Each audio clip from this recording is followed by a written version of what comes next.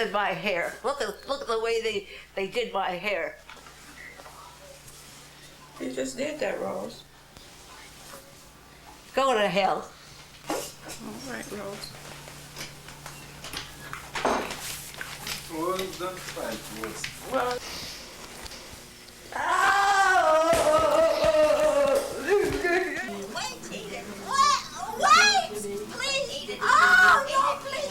There are many words for the behavior we see: acting out, disruptive, combative, agitated, aggressive. Aggression is regularly directed at staff, often during personal care. But aggression also erupts between residents. Don't scratch me again. Don't mess in here. She and I are playing, not you. If you got a temper, that means you got to make it. Shut up! That's not mine. I didn't do. Sometimes agitated, aggressive behavior becomes so troubling that outside help is sought. Admission of older adults to psychiatric inpatient units has become increasingly common as nursing facilities search for solutions to aggressive behavior. But as the case of Mrs. L reveals, aggressive behavior among older adults is often difficult to assess and treat, the result of multiple factors, and often is perceived differently by patients, nursing home personnel, inpatient staff, and family members. Mrs. L has been here, it's now April. Mrs. L has been here since February. Initially, we were pretty puzzled why she was here because we weren't seeing the aggressive behavior that the nursing home had complained about and why they had sent her to us. Mrs. L's granddaughter and great-grandson, her closest family members, met with the inpatient team to discuss problems that led to Mrs. L's admission.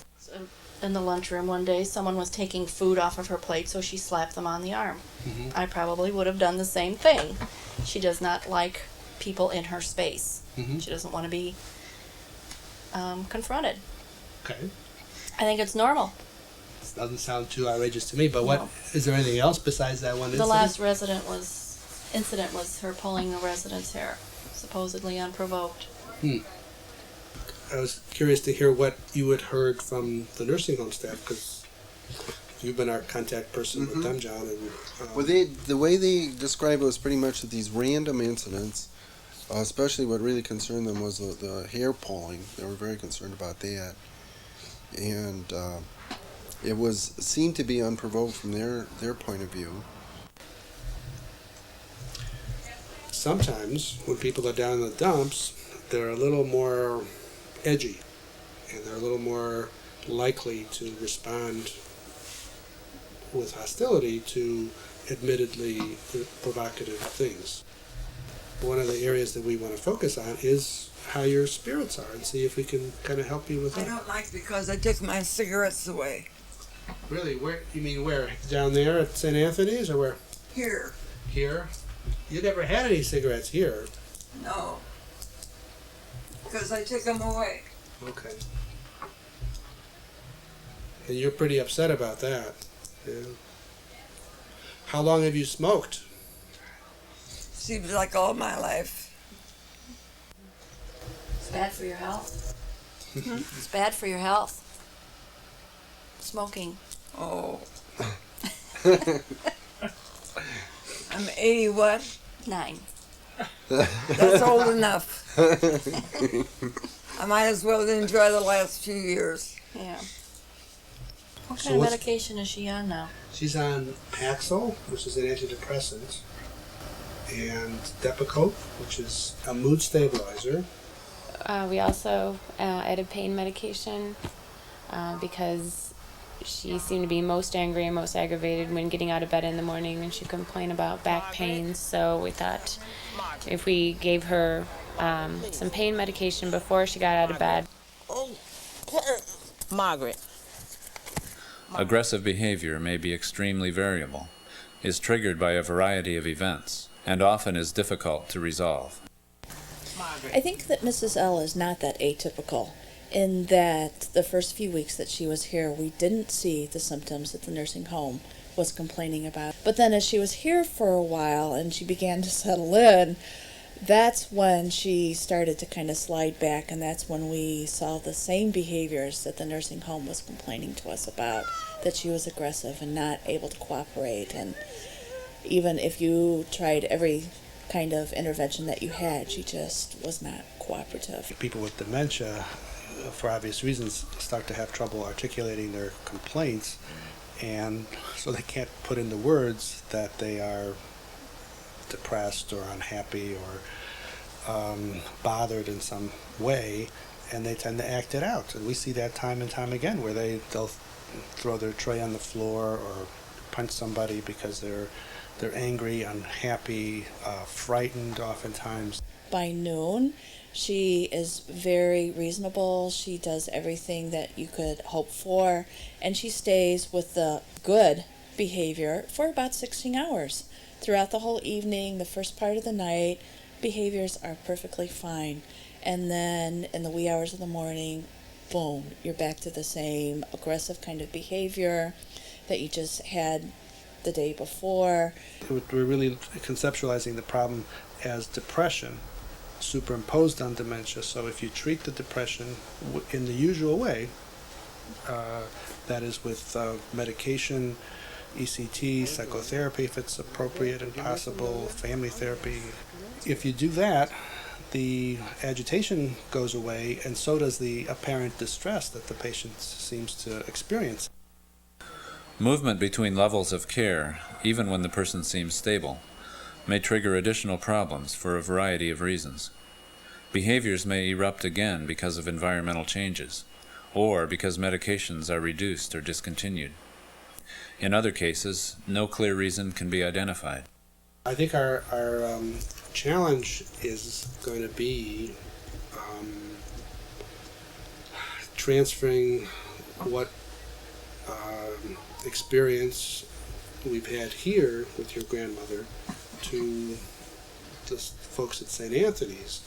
And obviously we have a different facility, we've got different staffing, so we can't just assume that they can carry out exactly what we're doing here. We'll get a patient back that we discharge to a nursing home, and when they come back, they're on different meds, less meds.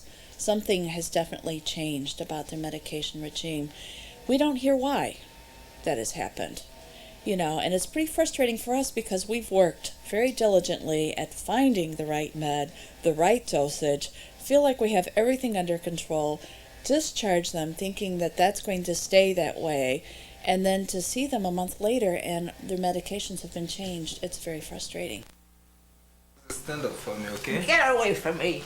Get away from me. Listen. Get away from me. The issues and challenges that many nursing home personnel face are highlighted in the care and treatment of Rose, a resident who was recently transferred to the nursing facility from a psychiatric unit. We attempted to use multiple medications to control her behavior, and to be honest, we just ran into one side effect after the other. First we had her very listless and sleepy, and then another time we had her very tremulous and shaky, and then we got her at a point where we thought the side effects were tolerable and the behavior was moderately controlled, and she moved here, and as soon as she stepped on the unit, everything seemed to break down. Right. Caused a lot of distress for the staff, a lot of distress for the family, and you don't think she's too comfortable in that state. Actually, what seemed to work best for Rose was to give her the choice of what activity she wanted to participate in, and not to push the issue. And when Rose gets agitated, we know the thing that works best for her is what? Bed rest. Rose, do you want to go back to bed? Yeah, take me to the bedroom. Wherever they go. I don't know where they take you. And it took us a while of observing her behaviors to see what the trigger was, but every time we forced her to sit up in a wheelchair, she got agitated. She'd start yelling, spitting, throwing things. Go to hell. Don't kick. Come on.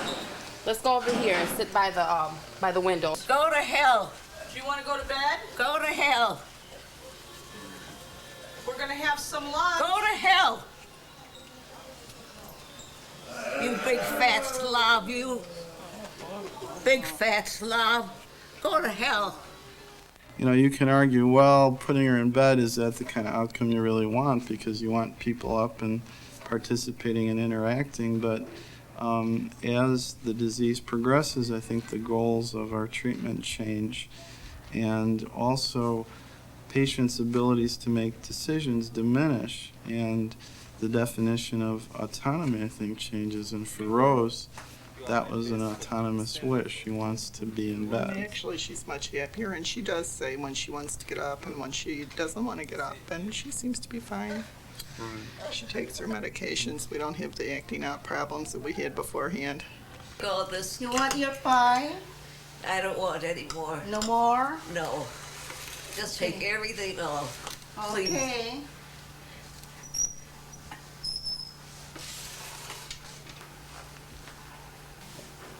Have you got a handkerchief or Oh, you a want wet handkerchief? cloth? Or... Here. Thank you so much. You're welcome. And in the way they approach the residents, I think is unique. Their tolerance for behaviors, the way they kind of look at the individual who's exhibiting the behavior, not necessarily reaching for a phone and calling me to say, gee, we need to medicate this patient, but trying to take a few steps back and say, gee, what triggered this? What got this individual upset? And is there a way around it? Is there a way to make him more comfortable with his environment?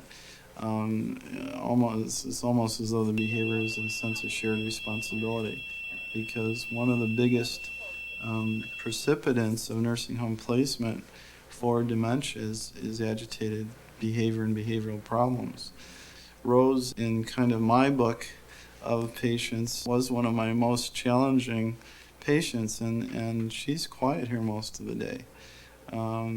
And what it's done for me is it's actually forced me to rethink my approach to treating behavioral issues. I'm less anxious to reach, and write a prescription or over the phone say, well, start this medication. I'm much more interested in, well, what was the trigger of the behavior? Are there any other changes you noted? Does this behavior represent an underlying physical problem, or is he just having a bad day? What are you taking it off? Don't take it off. Hey, you better put clothes on. All right, but tell them what to do. Oh, yeah, wait. Aggression during personal care is common, and often is related to touch or invasion of personal space, frustration, pain, loss of control, inattention to personal needs, and fear of the unknown. The more you know the resident, the better you're able to facilitate their needs. And if you have floating staff or changing staff on a consistent basis, you never build that rapport, you never get that safe feeling. If a person really knows that resident, they can read even the smallest behavior and realize when they're building toward maybe a catastrophic episode, and they can stop it right there. If you have somebody that's a stranger to that person, they're not going to know the cues. And if you really look at every behavior as a message telling you something, that's the way you can become a detective and maybe get some of those behaviors to diminish. Linda is bathing Margaret here for the first time. She is focused on the task, getting Margaret bathed and dressed, rather than on Margaret, the person, who is uncomfortable and dislikes being done to. Margaret responds by becoming more and more agitated and upset. Okay. You go away with her. Get in here, you. Margaret, you're cold, aren't you? Let's put your blouse on. Oh, I did not. It's cold outside. Let's put this on. Come on, let's put this on. Sometimes we try and work from logic, and they're not able to think logically through a situation. So we're asking them to respond in a manner that they're not able to respond to.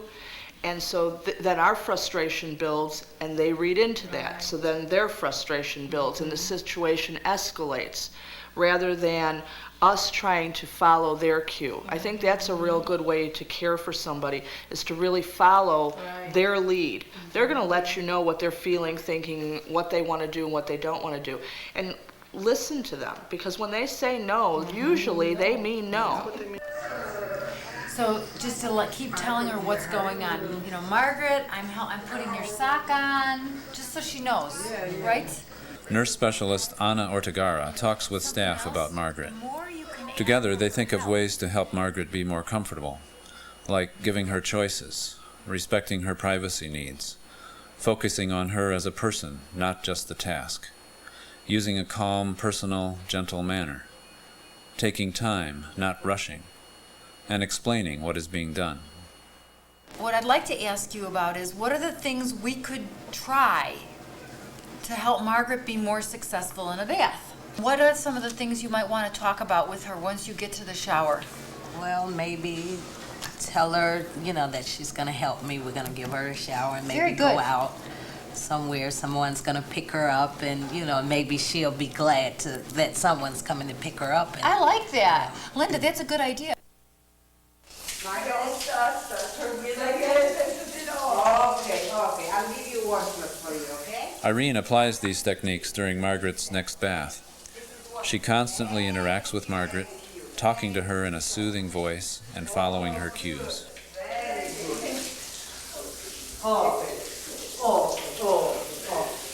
You nice. You clean, I'm clean too. Yes. What's your name, your sister? You remember? Yeah. What's your name, Francis? Yeah. Oh, good. So you like sister? You like sister? Yeah, okay. Sister maybe like you too. When you push them too far, that's when you get the reactions. So the more you push, the worse the situation gets. And what I've found is, in all the years I've worked with it, the more you pull back and give them control of the situation, the better it gets. Okay, you have to turn around. You have to turn around. Yeah, you have to turn around. Turn your bottom the other way. We're going to sit on the toilet, okay? We're going to sit on the toilet. Turn around. Mo used to strike out on a regular basis, and still does when he is pushed. Over time, staff learned that slowing down, breaking chores into smaller steps, cueing, and being patient and reassuring reduced the risk that Mo would strike out. How does this feel? Dry? Getting dry. Okay, getting dry. Slowly but surely. Okay, Mo. No. Next, you have to wash your... You have to wash your private part, okay? Even the most personal chore, washing personal parts, is now done successfully and without agitation or aggressive episodes. Good, Mo. And we have this thing called so what? That if they don't want to do it today, so what? If they don't want to bathe today, so what? If they don't want to eat breakfast but just have their orange juice, so what? Get out of that box and stop with the schedules. Let them dictate what the agenda is going to be for the day. Are you ready to get up, Mo? Because you can do this, and you may be able to do it later if they're not going to do it now. It'll eventually get done. And that's where that so what comes in. We talked about the so whats. Nobody ever died from not having a bath today instead of tomorrow. And so forget that Rose needs her bath on Thursday. If she gets half of her bath on Thursday, fine. If she doesn't get any, we'll try Friday. And if she doesn't get it Friday, maybe Saturday will be the day. And getting out of that idea that I have to do it now because that's what the schedule says. Who's talking there? Know your goddamn business. That's making my business, damn it. She should not have to have that. And Gator's glasses too. Dining rooms can be stressful and chaotic, especially for those with dementia. A number of factors may trigger aggression. Noise, confusion, crowding, overstimulation, and competing demands for the residents' attention often create stress and lead to aggression. Yes, and you were lousy. Very lousy. Can I be excused? Asking to be excused is Richard's way of saying he needs to get away from his tablemate. The nursing assistant understands the message, and by gently moving Richard to another table, avoids further difficulties. Eating in a calmer, more quiet environment like their room may reduce mealtime behaviors for some residents, or increase them for others. All right, that's enough! Can you take care of that at home all by yourself? Get away from me. Get the hell away. Yeah, no, she helped me when we were home. I got a close remark. It's our house. Yeah. I want to live in it. I bought it, and I want to live it and enjoy it. Yeah. Well, shut up then. All right. Oh, she's look what this big baby. For Edith, the background conversation is distracting and upsetting. The many items of food on her tray are overwhelming, and her sister's constant chatter is the final straw. Oh, leave me alone. It's so appetizing, like a dead rat. Yeah. Simplifying the eating environment helps residents be successful, which reduces the risk of frustration and agitation. Developing a calm, quiet, home-like routine is important. The use of tablecloths, flowers, music, lowered lights, and even candles can enhance behavior at meals. Here's the food and here's the lemonade. Other adjustments in the social and physical environment in the dining room may include spacing people so each has their own territory, directing and cueing to increase independence, providing assistance only when needed, tolerating messy behavior, and presenting food in a familiar manner. These and other strategies help reduce stress and make mealtime understandable and enjoyable. Hi, Izzy. Oh, How are you? fine. Let me help you here, okay? Good. This is good. Here's a nice milkshake and some chips, okay? And your hamburger. What is this? That's a milkshake. All right, eat that straight away. Sure, take a drink of that and have a bite of your hamburger. Appropriate management of aggressive behaviors can lead to a better quality of life for both staff and residents. With support and respect, once agitated and fearful residents can learn how to trust those who are caring for them. Mo, are you hungry? No, No? no. Don't worry about me. Okay. If I want to worry, I know where to go. You'll come to me if you want someone to worry? Okay. Not to someone to worry. Oh, Someone that could get me out. okay. That's all. All right. I know who to depend upon. You know who to depend upon? Well, that's really good. I'm glad you feel that way. I do. I absolutely do. Okay.